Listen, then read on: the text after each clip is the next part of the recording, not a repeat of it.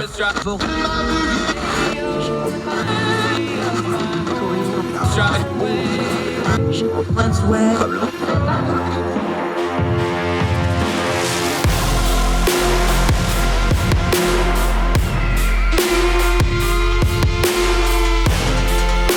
host, Andrew Donaldson. This is Heard Tell.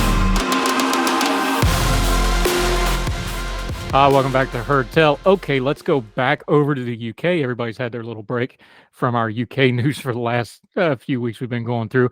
There's a lot going on over there. This is who's going to walk us all through it, explain it so well that even I will be able to understand it. He's a Young Voices contributor, real sharp guy. Looking forward to this. Benjamin Coates, how are you, sir? Thank you so much for the time. Hello, Andrew. No worries. I'm well, thank you. Live from London on this fine day. Let's start here, big picture, because of course all the eyes of the world were on England and the UK for the last 2-3 weeks now with the passing of the Queen. Politically, though, that became kind of the eye of the storm because things politically were going kind of really ugly. Everybody kind of got the pause because of the Queen's death. You have this great moment of national unity. Boy, howdy, has the storm come back and in a hurry, hadn't it? Well, I think is it the Chinese proverb about interesting times, and they're interesting times here. Yeah, definitely. We're going to talk some foreign policy with you because you've been writing about it, but let's start domestically because everybody's worried about that. The cost of living crisis. People are talking about taxes. People are talking about economic programs. People are talking about getting direct assistance to people for this looming winter. Let's just start that. You got a brand new prime minister who, how's that for your second day on the job and the Queen died? Yes. Get handed that one. So really, this has kind of been her first week at work for all intents and purposes. How's it going? Is it as rough on the ground as it's looking on the media and from afar? Well, I mean, I suppose it is. Just only, I think, an hour ago, I think a poll came out with something like a 20 or 30 point Labour lead, which is only seen that in the mid-90s, just before Blair came in. But there are big caveats to that. We're not going to have an election tomorrow. And there does seem to have been an overreaction to the sort of so-called mini budget and all the rest. I don't want any of your listeners to switch off, so I won't talk too much about it. But there are so many problems in the world economically for a lot of countries. The very strong dollar, obviously all that's going on in Ukraine. And I think perhaps the pound and Britain has been singled out a little, and there've definitely been market jitters. But I think nothing is happening here that is unprecedented. We're lowering our top rate of tax to the rate it was during a Labour government. It's still more than many countries, including the US. And every nation really in our position, and Germany's just announced this, will be giving money for energy prices this winter. Nothing that strange was announced. And I think it is a bit of a storm in a teacup. That's not to say that there aren't recessions coming and difficult economic times, but that's not entirely down to the budget, far from it. And you'll see that Europe-wide at least. Yeah. One of our founding principles on our program is things don't happen in a vacuum, they happen in a sequence. For the casual observer, though, because everybody focuses on the moment, they're like, well, the Conservatives have been in power for 12 years, so it's more than that, because we understand economics is an up and down thing over decades, not over even years or quarters. There's repercussions. You've had a lot of economic things happen in the UK. You have demographic change, you have immigrant change, you have Brexit. Going back the last 10 or 15 years, especially, because everybody's talking about that 12 years of conservative rule, as they should, because, cyclically, it's going to catch up to you at some point. But economics don't go along with the politics. Go to the last 10 or 15 years that brought Britain to this moment. Yes, there's a crisis, but what the crisis is really doing is revealing the cracks in the issues that were already there, right? That's absolutely right. And I think that in democracies, at least, you reap what the guy before you sowed. And we are now seeing the culmination in many regards of the mismanagement of our country for decades under both Blair in New Labour and also the Conservatives since 2010, where we haven't had a jot of economic growth since 2008. We didn't invest when it was cheap to borrow. We didn't build the nuclear power stations that we've needed to build. And we've had a historic shortage, which is completely voluntary, by the way. It's based on legislation and it wouldn't cost a penny to repeal. With regards to planning permission to build houses and also, businesses and scientific labs. So Liz Truss really has got into the chair at the wrong point. And I'm not saying that the budget was perfect or the messaging around it is perfect, but we are now a relatively poor country, which is a bitter pill to swallow. And it's one I think a lot of my countrymen refuse to. But the situation we're in really has been, as you say, a culmination of 10 or 20 years of actions. She came to the job a couple of days ago. No one, however bad, could screw up an economy in 2 or 3 days that didn't have very serious problems made by people previous. Yeah, Ben Coach joining us from London. It's always going to be a little bit of both. The policies you actually enact and the policies you don't enact. Both of those have almost, an effect. Give me the ratio, because you have a parliamentary system. So especially in America, we look at it like, with very few legal exceptions and a little bit of judicial oversight, pretty much what Parliament says goes. So even more so than in the States, when it's a policy, either omission or commission sin of policy, whether you did it or you didn't do a policy or the policy was bad, this is almost entirely on Parliament. Yes. Yes, fundamentally, yes. One of the troubles with our country is that I suppose business life and economic life more generally actually goes through loads of layers, local government, planning permission, things like that, where Parliament should have legislated, and Parliament has the power. Parliament has supreme power. The saying goes that Parliament could ban smoking on the streets of Paris, which is, as it were, an analogy to say that Parliament is supreme in our constitution. It can command anything. But our politicians in Westminster haven't commanded the things that would improve economic growth. So the trouble is that actually you've had local politics strangle housing, strangle scientific lab spacing, and so on. Was really one of the big contributors to our economic crisis. If you're thinking about trying to locate cost of living problems in the UK, which obviously is a big theme, try the fact that the percentage of your income to either rent or mortgage is vastly higher than really any time in our country's history. So yes, it is a problem in Parliament. It's caused often by actions lower down. But yes, it is on Parliament that we're here.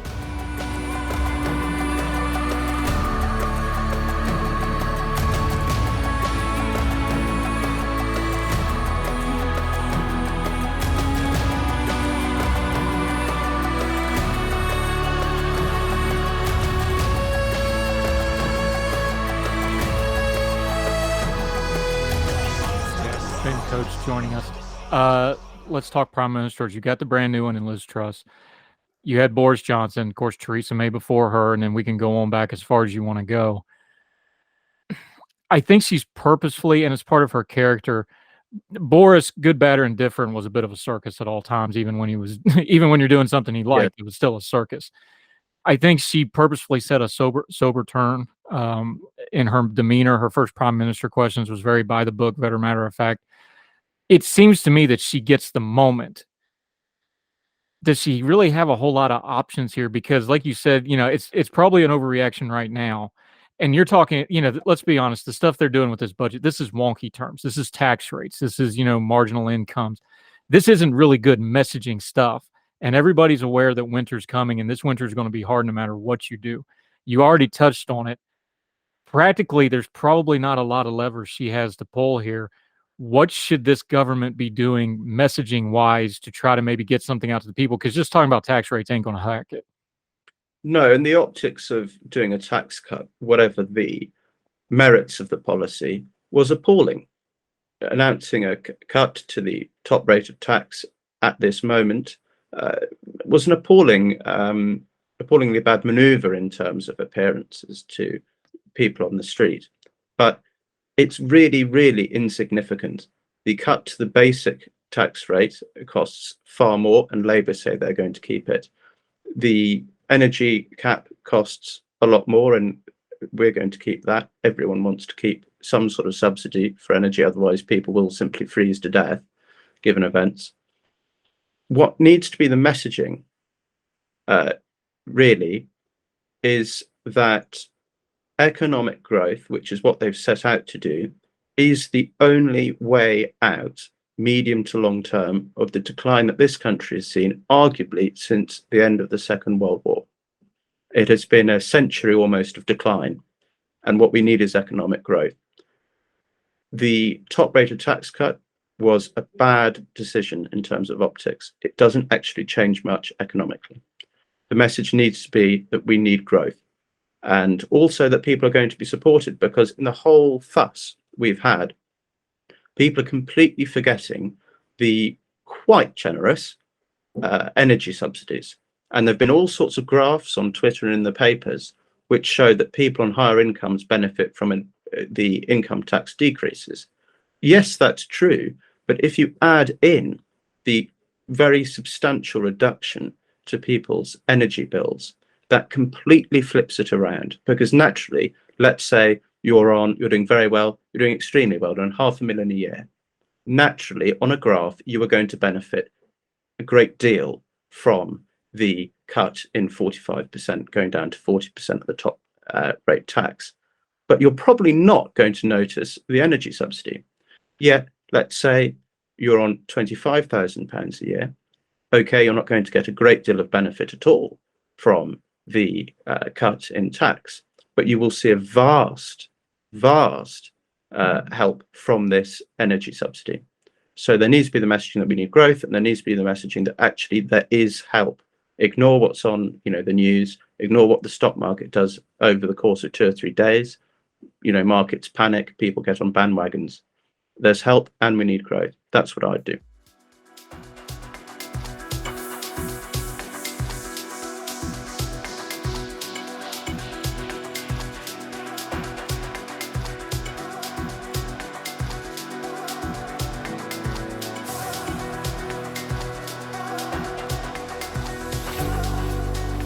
Ben Coach joining us. Longer term economic and much harder to deal with, though, is the things people do notice. They notice their food prices when they go to buy food and groceries and such like thing. They notice their housing cost prices, whether that be renting or mortgage or whatever the case may be.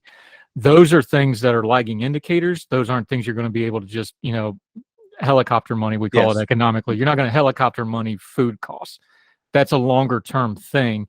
That gets into some of the trade issues that the UK is having, that gets into some of the kind of baked into the state that the UK finds it. I know they're talking about it. Is there any actual plans in the works to do anything about it? Because it's probably too late for the winter, but going into the spring, going into next year, part of leadership is having not just an immediate plan because the voters are upset, but a long-term plan. Does anybody seem to have one? Well, when you talk about rent, food prices, I think the honest thing, although I think if you're a senior politician, you probably shouldn't say this given how easily the markets do speak. The fact is that there is going to be a recession. It will probably last a year or two. It will not be isolated to the United Kingdom, and has precious little to do, actually, with Liz Truss's 2-week-long premiership. However bad a politician you were, you could not possibly have caused all that is coming to us. It would not be a popular line to deliver. And it's one I don't think politicians should deliver, purely because, again, markets spook. But the fact is that due to the war in Ukraine, due to a historic stupidity amongst European leaders, and by that I include the British, in terms of not taking up stuff like nuclear energy, and the very strong dollar that's causing problems in Asia as well, it's going to be really tough for a year or two. There are things that the government can do, but you cannot avoid what is going to be a global recession, probably, definitely a continental recession, for a year or two. Sometimes I think you just have to put your hands up and realize that it's going to be tough. Would it be good messaging, Ben Coach joining us, for Liz Truss? You can't say it the way you just said it, because like you said, politics is marketing and branding. You can't say it like that, But wouldn't it just be good politics? Because there's no way this is going to have a good ending in the near term for her to just come out and say, look, this is going to be hard, because we've seen this with our own president on certain things. If you don't take some of the blame, if it gets better later, you're going to have a hard time getting any of the credit.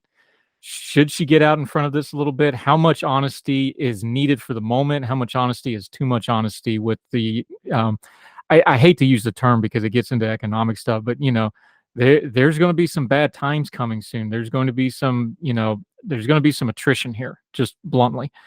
How much should she take some blame now and just get in front of it? And how much truth is too much truth, do you think?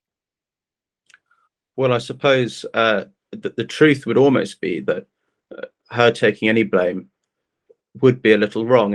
As I've said, I think the real problems are structural. I think the real problems are historical. Should she be honest and say tough times coming? Yes. But you also have to have a certain amount of optimism.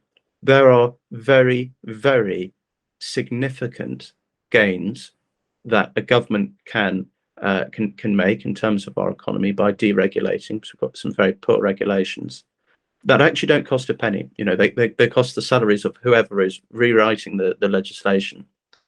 We can do that, and it will have a certain effect, and it will have an increasing effect as the years go on. Really, if you're looking at her political situation, I think the trouble is she's got into the chair at the wrong point. We are 2 years away from an election. Do I think ultimately that some of the pro-growth messaging, but also measures that are hinted at in the mini budget, do I think they're ultimately the right path? Yes. Do they really need to be enacted over, let's say, a 5, 10, even 15-year time span to really have the effect? Yes. She's only got 2 years. It's a very, very sticky wicket, to use a cricket analogy, which may not be best for American radio, but there we go. I think that, yes, she needs to say times are tough. Yes, she needs to emphasize that the growth is what matters, and that there is growth. The British economy could be substantially bigger than it is now, and it would require very little government intervention. It actually requires the government to stand back and let businesses get on with things. But in the ultimate analysis, it maybe doesn't matter what she says. She's only got 2 years. She's basically sat down on the chair. The Queen has died, and now there's a recession. Be careful what you wish for, perhaps. Maybe it's a very important tale for all of us. She's got the dream job, and I think it's probably too late. Yeah. Now, you said Ben Coach joining us. You're saying 2 years. Most of the people we've talked to in the UK, most of our contributors over there, they're like, in reality, she's got about 2 months to really make this thing work, to make her name on it, to kind of get a handle on this. She's got a very small window. She's got a very cantankerous parliament to deal with. Labor seeing their best numbers in decades, so they're licking their chops. She's probably not super sure about some of the folks sitting behind her on the benches because she's new to the job. Is this one of the tougher non-wartime premiership starts that we've seen? And put it in a little bit of context, just how steep a hill we're talking here. Well, I think wars are a lot easier, bluntly. Because the very worst. I was an enlisted guy, not on my end, but I take your point. Yes, for politicians, wars are a lot easier. Maybe I'll rephrase that.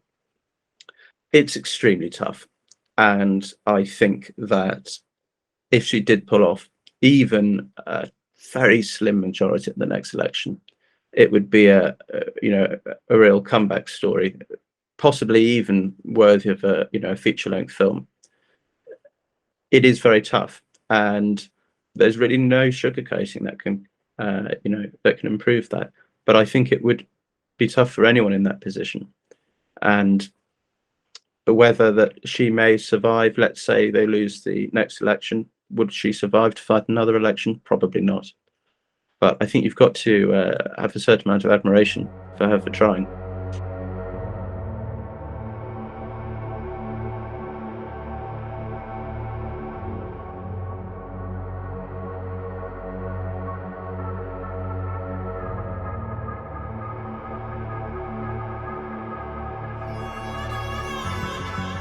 Ben Coach joining us from London, UK contributor with Young Voices, sharp guy.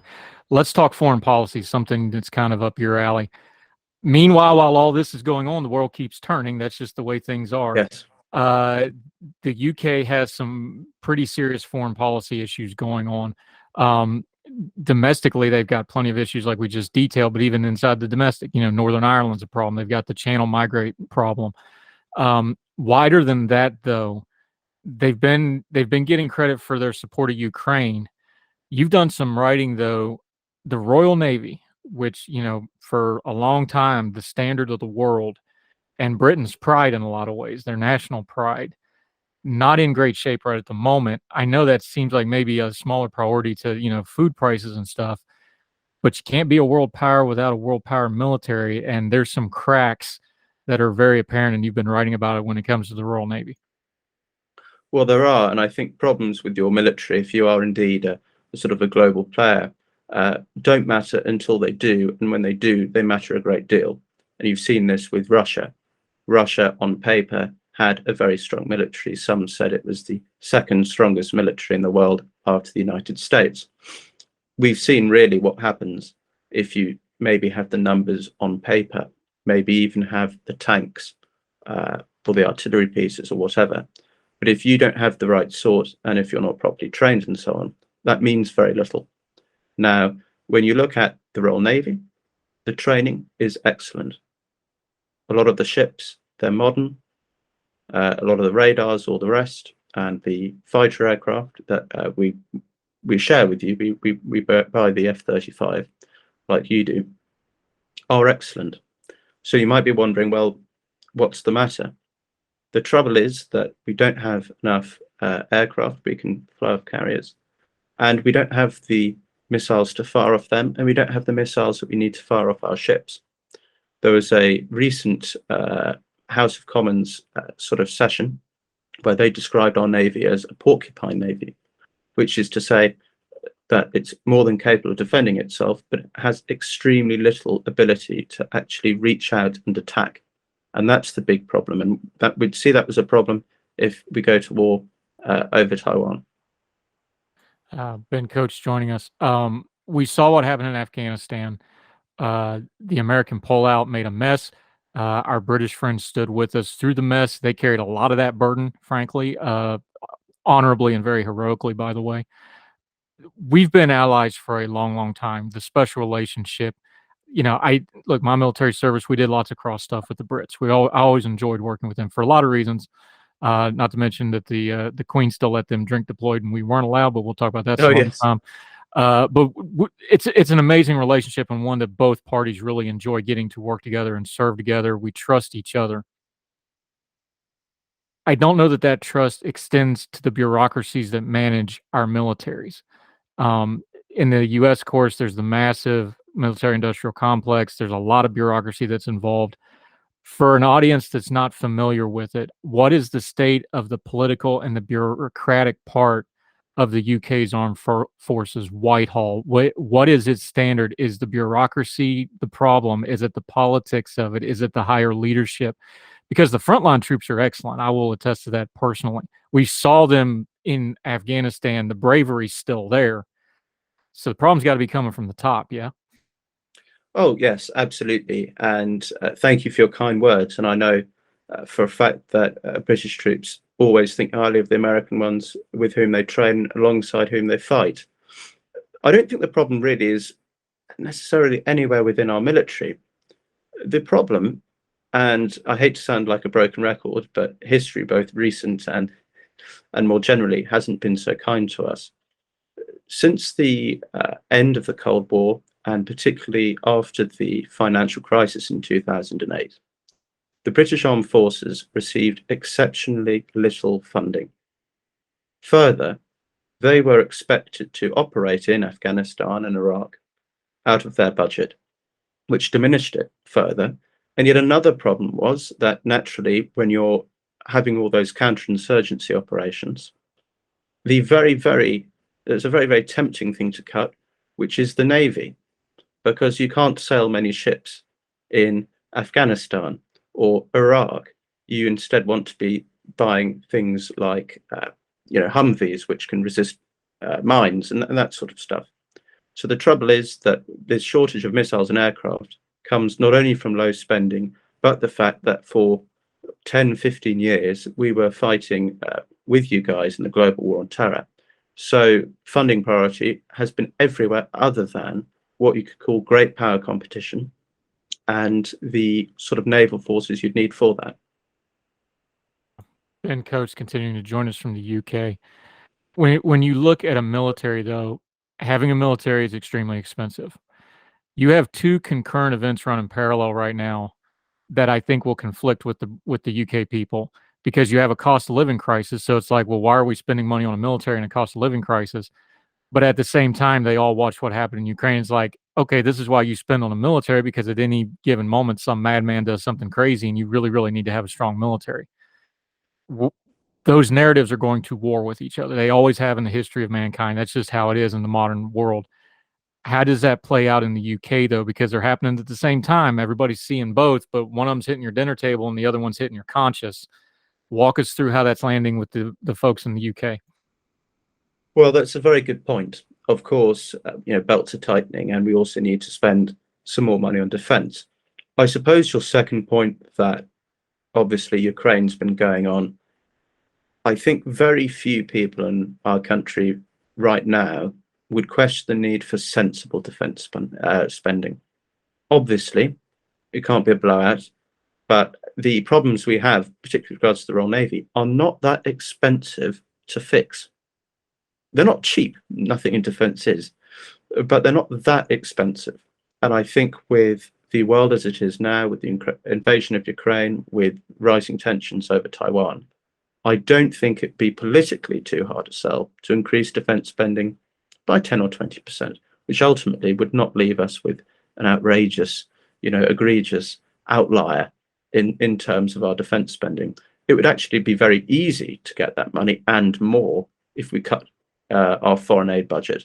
The foreign aid budget is probably the juiciest, biggest slice of government spending cake that there is, which very few people in our country would actually object to rowing back on given circumstances. Whether there's a political will or nous to do that, I don't know. But the money that we need to correct the problems I've identified is there just about. Yeah, Ben Coates joining us. One more question on the foreign policy front. There's long been a sense that there would be trouble in the Commonwealth when the Queen died. That has happened now. There seemed to be a lot more steadiness than I think some people, maybe a lot of that was overblown. There are a few places, though, the Caribbean, other places that are starting to talk about it. Is that an issue in the UK? Are people thinking or talking about it? Is it a back burner? Is it just media noise? Talk to us about the current state of the Commonwealth and the future of it. The Commonwealth is, I think, for some people, an emotional attachment. But I think that attachment is largely limited to those who would be very interested in politics and maybe those in government.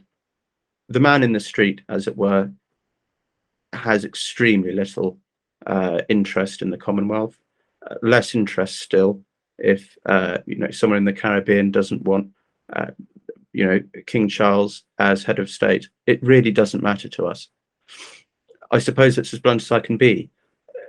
Monarchies continue, that's the nature of monarchies, and so King Charles has been widely accepted, and there's been a lot of sympathy even on the personal level. You may not be a monarchist, but on a personal level, obviously the gentleman's lost his mother and has had to parade for days and days and days on end before, without wishing to be crass, his mother's body was cold.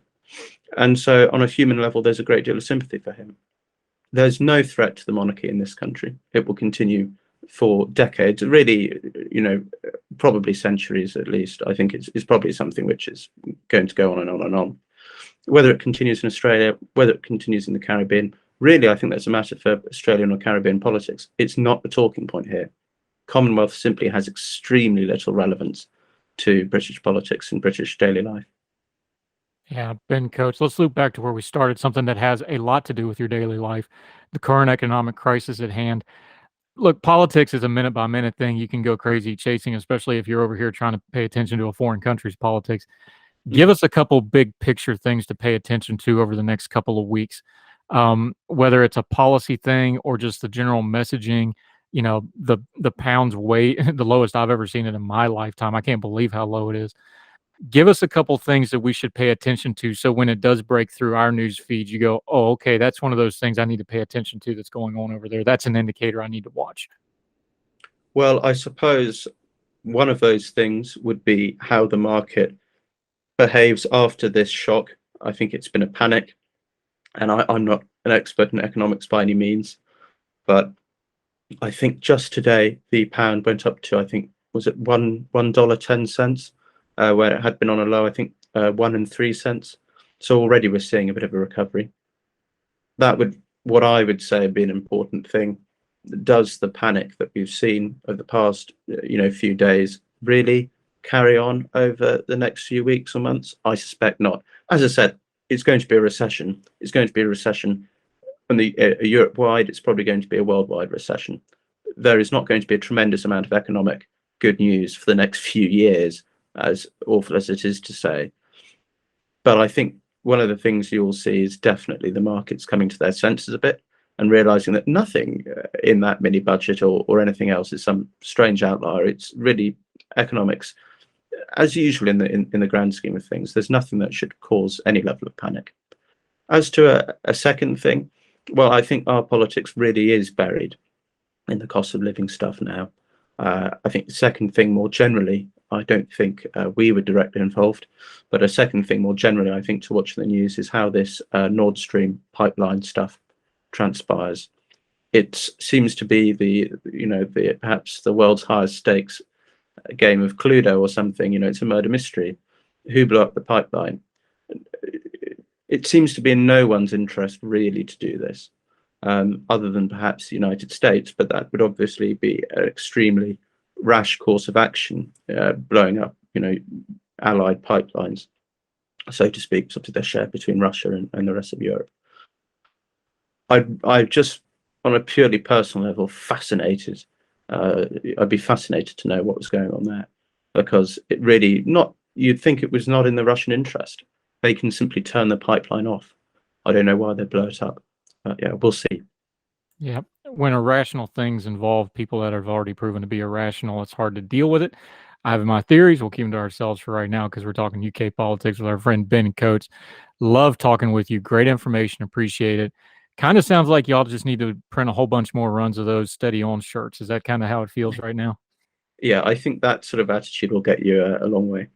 Yeah, it's almost a cliche, but at times like this, also a lot of good wisdom in there. Ben Coates, enjoyed your insight. Appreciate the time. We'll get you back. Until we see you on Heard Tell again, though, let folks know where they can follow you, what you've got going on. We're going to link to two different pieces he wrote, one on the Royal Navy, another one on the Conservative Party. That's an interesting window from about a month ago where things have changed a little bit. It'll be fun to come back and see how well you did with that. Yeah, I think any articles predicting political events and polls and such are, probably foolish. Yeah, tell me about it. I got one floating around out there about how Biden shouldn't be president, but here we are. Part of the gig, my friend, part of the gig. Let folks know how they can follow you and keep up with you until they hear from you again on Heard Tell. Well, I'd stay glued to your radio station because I'm far too clever to have any Twitter accounts or anything like that. So don't worry, you won't have to hear any of me more, and you don't have to read any of the rubbish I put out. He does have a Young Voices page. We'll link to the pieces. Make sure you read them in full. They're very, very good. He's playing it down. Sharp guy. Enjoyed talking to him. Got to get you on Twitter, man. It's more fun out there. You get all kinds of. I'm on Twitter, but I'm too clever to put my name to it. I'm too clever to put. Yeah, I had a great one yesterday because I took a run at Patriarch Kirill and got the Russian bot farms after me about how I need to be eaten by the teeth of the dogs and that kind of fun stuff. I actually tweeted it back out. So there's mess on there, my friend. But that's why we talk to good friends like you, people of good faith, and we hash things out. Ben Coates, thank you so much for the time today, my friend. Well, thank you very much. Thank you. Thank you so much for having me on, Andrew. Yeah, do it again soon, sir. Thank you.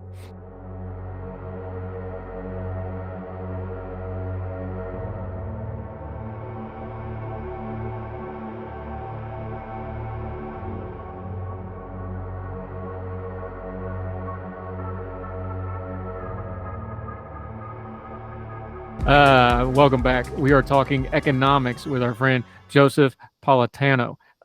We are using housing as a thread through a lot of different stuff here because housing is the most expensive thing for most people. There's a stat that you have in your latest Apricotos blog that, well, it's a Substack. I shouldn't say so. The Apricotos Substack. This blew my mind. North Carolina now permits nearly as many housing units as California. North Carolina has a third of the population of California. And that's a shocking statistic when it comes to housing. Yeah. And I think it should speak to how absolutely terrible California's housing shortage is and how little they build compared to basically any other place in America. You know, they have 40 million people and they build like as many as, like you said, North Carolina, South Carolina, about the same number. So we're talking 8,000 permitted units a month versus like a little over 7,000 in North Carolina. Those numbers, bounce around pretty frequently. But the point is, like, yeah, there are some parts of America that just do not build anywhere near the necessary amount of housing. And the other critical thing to think about in California is, like, it's not just they don't build enough housing, it's that there's basically no supply response in total.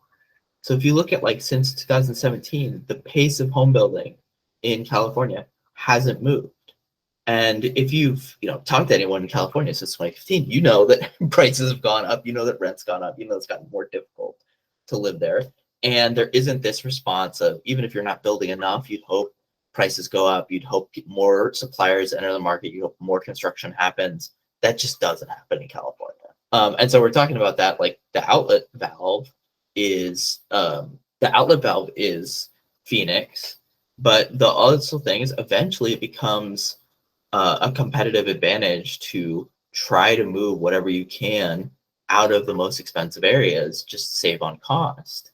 It's hard to employ people in San Francisco, in Los Angeles, because it's so expensive. Very much like a Yogi Berra. Nobody goes there because it's so crowded, Nobody wants to live here because it's so expensive. But it's true that you see people moving out because of the prices. We're in a situation now where, like, the Texas and California, Texas alone builds twice as much as California, and Texas has 10 million people less. Florida builds functionally as much as California before the pandemic, and now significantly more afterward. And that's, like, crazy. And so if you want to talk about where the economic growth is in this market, where the actual construction is, it's not in these, like, really big cities anymore. It's not in California, which I think is sad, because there's lots of people who understandably would want to live in California, and there's a lot of problems that develop when you don't build for the amount of demand there is in the state. Yeah, and let's break this down for folks. There's a reason housing is such an important economic indicator. When you build a house, and the number varies a little bit, but it's something like 25, 26 separate trades go into building one single house. So that's dozens and dozens of people that are subcontracting. That's on top of the dozens and dozens of people it takes to build the home. That has entire supply chains behind them. Building a home is a huge economic ripple. That's just one home. So then when you get into these areas like a Raleigh, where they're building them by the hundreds at a time, that's a huge pipeline of economic activity, not just for the home buyers and the home sellers, but all the tradesmen, the contractors, the inspectors. Then you have the secondary folks, the termite inspectors got to go look at the house, right? Things you don't even think of. There's so many tentacles to the housing market of building homes. So when you stop building homes, that's why it's such an indicator of economic activity. And when you're building a ton of homes, the reverse is true. And that's why you, as an economist, that's why you watch that number so tightly, isn't it? Yeah. And if you're thinking about, like, how do people feel about the economy, it has a lot to do with housing markets. How confident they are depends on, what the housing market looks like, and vice versa. More confident people are more likely to go out and say, I'm, willing to buy a house here. And the interesting dynamic that we're talking about here, where, like, people move from Los Angeles or New York to these other places, that only happens when people are very confident about their economic state. Because you're talking about moving halfway across the country, try to buy a house, get a new job. You got to be in a really good place to make that bet. So that's a really important economic indicator. And I think it says a lot about the US labor market, putting aside the work from home trend, that we just had this supercharge of people who were confident enough to move across state lines, in 2021 after the initial pandemic shock. What's the economic indicators for interstate movement? Because people love to use those numbers. They use them in a political sense, like, oh, look, everybody's moving to a red state. That some of that's true, but there's other things. LA is always going to have people moving to LA because it's LA. It's got built-in stuff. Then you have, blue enclaves in red states like in Austin. Are those numbers really viable? We use them politically and talk about people voting with their feet and all that.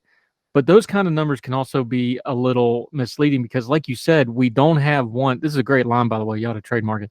We don't have one housing market. We've got 10,000 little housing markets, and every one of them has their own little story. How do we parse that out? Because that's look, we're going to see that headline again. Every time we have an election, we have that headline of everybody's moving to the red states, everybody's fleeing the blue states, or vice versa. How do we parse through that with some actual data and numbers? Because, yeah, it's kind of true, but it depends. Yeah, it's really hard. So unfortunately, there's the thing you learn in this business is that whenever you want a data point, it's going to take 5 years for it to be published, and then nobody's going to care. So like the most comprehensive stuff comes from the IRS because people have to file their taxes. So if you move, at any point during the year, and you're filing taxes from a new location, the IRS catches you, but they don't publish that until years after the fact because, to protect people's privacy and give them enough time to let everybody file. What you can look at is like the Postal Service address changes. So people are calling the Postal Service and saying, hey, I'm moving from here to here. Can you change my address? Can you forward my mail? That saw the big upturn in 2021. My friend Paul Williams has done some really great research on this, talking about the places people were moving to and the supply responses or lack thereof in some areas. So, lots of people moved to Boise, lots of people moved to Montana, lots of people moved to Denver. These like mountain lion cities, I like kind of cute way to call them. Those places built maybe a little more housing, but it's not a lot. It's really, a lot of these places in the South, and in particular Texas, I think I really can't understate how crazy it is, the amount of housing that gets built in Texas. But yeah, I think it's hard to say like what policy is driving this beyond the housing prices are cheaper. Because if you're looking at it too, it's like people are moving to Texas, but they're mostly moving to Austin, Houston, Dallas, the suburbs thereof. So are these people who are more conservative? Probably not. It's probably more so people who just couldn't afford what they were at before, people who are maybe lower income Californians who are moving out of the state. I think that's less a political statement about California and more of an economic statement about the specific housing policies in California and in Texas. Like, I think if you had, maybe Austin is a possible example of this happening in the future. If Austin inherited Los Angeles's housing problems, people would leave it for the same reason. Austin builds a lot more than Los Angeles right now, but it's possible. And I don't think there's anything from the state government in Texas, except for the fact that they're willing to preempt local zoning a lot more than in California. It was a long-winded way of saying this, but when we think about people moving, we think about people like searching for new opportunities. One of the favorite things I read from Professor Leah Bustan in her book about immigration economics is if you look at immigrants to the US, they earn more than Americans over time. And the reason for this is not because they are, innately special or you're self-selecting the best and brightest purely from these countries, but actually because when they get to the US, they go, okay, what's the biggest opportunity place that I can move to, And if you're in America, you're born in America, you have some ties to your local area. Moving is really difficult. I've tried it a few times. It's not fun. People understandably don't want to do it that often. And so if people stop moving, across the country, economists get worried about dynamism. They're saying, okay, well, if people are stuck where they are, that's not good for long run economic growth. That's not good for people's wages. That's not good for ingenuity, investment, and so on. So, the idea that people are moving again is, I think, very important.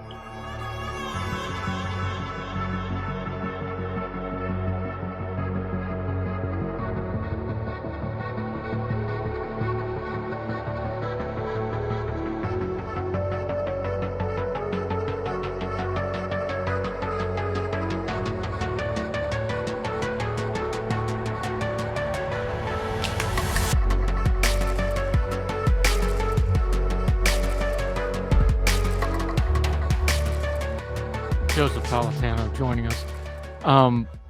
Did we learn anything? Because we're getting away from the pandemic now. Like, you just made the crack, and you're only half joking. You're saying, like, well, it takes 5 years to get the data point out that you really need. We're not 5 years from COVID yet, but we're far enough from it now that we're seeing what the bounce back's going to be, give or take. The service sector is still weird. We have really weird stuff in the economy. We have, like low unemployment and a labor shortage at the same time, just stuff that on paper shouldn't exist. Have we learned anything? And break it into the two parts, both the economist and just the average person, because those are two very different things. I know we all went through it. I know it was loud. I know we all had some pain, but did we learn anything? I think so. I think, it's hard to write history as it happens. It's hard to forecast. It's especially hard to forecast in the middle of something like this, in the middle of a pandemic. I'm hopeful that the institutions are going to come out of this a little stronger than they went in. I think the big lessons, if you were to put like in all capital letters, was that the economy was stronger than people expected in maybe late 2020, early 2021. I think there was a very reasonable fear when the pandemic hit, that we were going to have a repeat of the 2008 crisis, which took like a decade before growth came back. Still is leaving permanent scars on our economy. Was talking about millions of people permanently out of work for years. That kind of stuff was a nightmare to people. So everyone pulled out all the stops to try to prevent that. Across the world, I think central banks and central governments underestimated the strength of the overall economy because things were so weird during the pandemic, and because we had never had this happen where a modern economy has to interact with these kind of public health issues. And so I'm hopeful that leads to a little more understanding of what the indicators mean. I'm hopeful for the general public that, we talk about this like rational inattentiveness model in economics. That's one of my favorite things because it explains so much. It's like, if something doesn't matter to people, if something isn't affecting people's day-to-day lives, they don't pay attention to it. And then once it does, they pay attention, they learn, and, hopefully they carry that information to next time. I think you saw it with inflation, where lots of people were not worried about inflation. Now we're very worried about inflation. Hopefully, I think learning more about what it means and what it, how it happens and what can be done to fix it. I hope that people get a greater understanding of the labor market. You made that comment about like, how do we have a labor shortage, and unemployment is so low. It's like, well, there's two sides to the same coin here. If companies are struggling to find workers, it's because workers' bargaining positions are so high. It's because you have such a strong labor market.